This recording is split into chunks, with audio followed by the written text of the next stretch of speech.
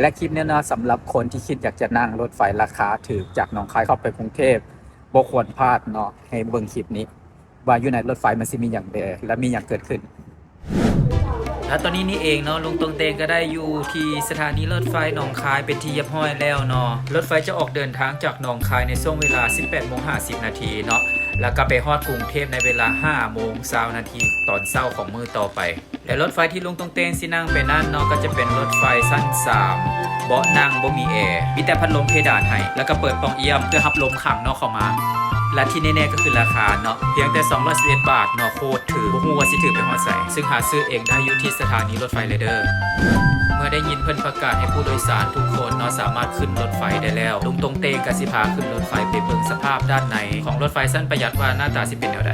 ขึ้นไปแล้วน้อยนึงเนาะทำอิฐก็สิเจอห้องน้ำอยู่2ฝากทางเข้าและเขาก็ย่างต่อไปเนาะเพื่อส่องหาบอลนางตามบัตรที่เขาซื้อมาว่าเขาได้บอลนางเลขที่เท่าใดเนาะเขาเองต้องนางให้ถึงตามหมายเลขเนาะเพราะว่าในระหว่างการเดินทางเนาะก็จะมีเจ้าหน้าที่รถไฟเพิ่นเข้ามากวดปีว่าเขาเองเนาะได้นางถูกต้องตามหมายเลขปีที่เขาซื้อนั้นหรือบ่อันบ่แม่นยังดอกยันเพิ่นสิเว้าให้ และอีกอย่างนึงก็เพื่อความเป็นระเบียบเรียบร้อยนำเนาะทางเทิงหัวบอลนางของพวกเขาเนาะก็จะเป็นบอลเก็บสัมภาระหรือว่าบอลเก็บกระเป๋าของเขานั่นเองแล้วก่อนจะออกเดินทางถ้าหากว่าผู้ใดรู้สึกหิวเข้าขึ้นมาที่สถานีรถไฟก็จะมีมินิมาร์ทให้พวกทานได้เลือกซื้อของอยู่ของกินแล้วก็ติดไม้ติดมือกันไปนำได้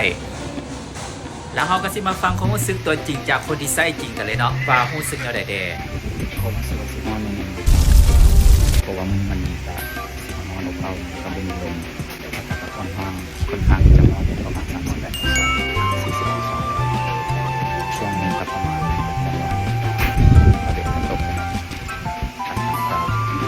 จะคอยเย็นลงจะประมาณกันจะประมาณตอนลงกันตอนอยู่ในเลขที่7เป็นสั้นที่3เป็นบอลจะเป็นที่นักจะเป็นพัดลมก็จะเห็นเทิงหัวเนาะก็จะเป็นพัดลมเป็นบูพีที่เปิดประตูอย่างตาเป็นว่าเวลารถไฟออกไปแล้วมันสิผมจะสิเด็กเป็นเมืองเลยเพราะว่าถ้ารถไฟออกไปแล้วมันไปจะลงทางสามารถเปิดประตูไว้ได้สิผมรวมนะแต่ซึ่งน่าจะเด็กเป็น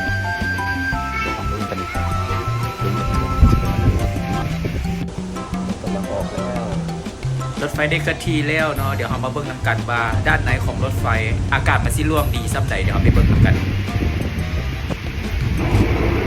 โอเปิลแอร์ถามว่าลมรวงดีบอสังเกตผมก็ได้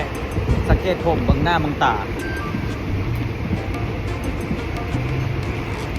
บนนั่งที่ติดกับปองเอี่ยมเนาะเป็นบนนั่งที่มีอากาศถ่ายเทดีที่สุดอันมาลองนั่งเพื่อกินลมชมวิวไปซื่อๆเด้อที่นั่งของลุงตรงเตงเองแมนติดกับทางยางลมบ่รวงปานใดส่วนว่าด้านในของรถไฟในมือนั่นเนาะบ่แออัดคนก็บ่หลายปานใดและอีก 2-3 ชั่วโมงต่อมาสภาพของผู้โดยสารแต่ละคนเนาะเป็นคือไก่เงานี่เนาะ แล้วพอฮอดเที่ยงคืนแล้วเนาะสภาพแต่ละคนก็สิประมาณนี้คอทบคอหักคอพับกันหมดเนาะ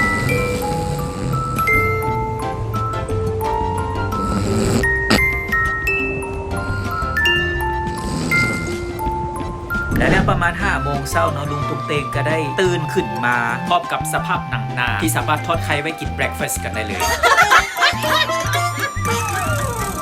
แต่ตื่นมาบ่พอเท่าใดเนาะก็มาเจอกับเหตุการณ์ที่บ่คาดฝันมาก่อนเดี๋ยวเราไปเบิ่งพร้อมๆกันได้เลยมันมีอยู่ว่าได้มีผู้โดยสารผู้หนึ่งเนาะนั่งเบาะข้างๆกันแล้วก็สิเข้ากรุงเทพคือกันตื่นขึ้นมาก็เจอเราอยู่ในสภาพแบบนั้นแล้วแบบว่าเราสิอยู่ในสภาพที่แบบ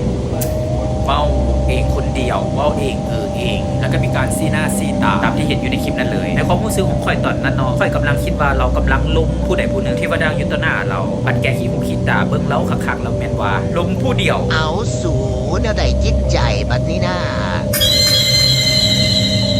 ซึ่งที่นั่งอยู่ทางหน้าเราเนาะเป็นที่นั่งเป่าบ่ได้มีคนนั่งอันเขาเห็นแบบสันเขาก็หลอนสติหลับพี่น้องจักเราลมน้ำไผ่อันสวัสดิ์แต่ว่าไข่ผู้เดียวเด้อที่หลอนเด้อลุงเสื้อเหลืองแล้วก็หลอนคือกันแล้วก็งอกซ้ายงอกขวาเบิ่งอยู่แล้วก็ได้ถึงเวลาที่เรารอคอยประมาณ5:25 5:30 นาที รถไฟก็ได้เข้ามาฮอดเขตดอนเมืองและก็ได้เทียบท่าที่สารสลาที่สถานีรถไฟบางซื่อซึ่งเป็นจุดเชื่อมต่อของการคมนาคมทางรถไฟทั้งเทิงดินและก็ใต้ดินซึ่งเขาสามารถต่อรถไฟใต้ดินไปในใจกลางกรุงเทพต่อไปได้เลย